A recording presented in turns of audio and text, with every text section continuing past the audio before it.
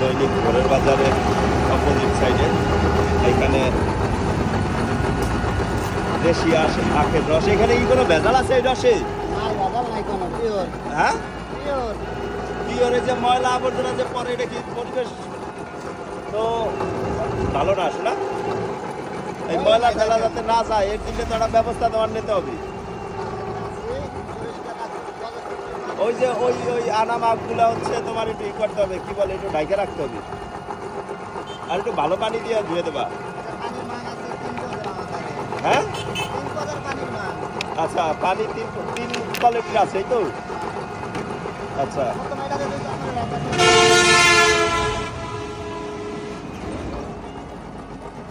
যারা দৈনিক ভোরের বাজারে বাজার করতে আসেন তারা হচ্ছে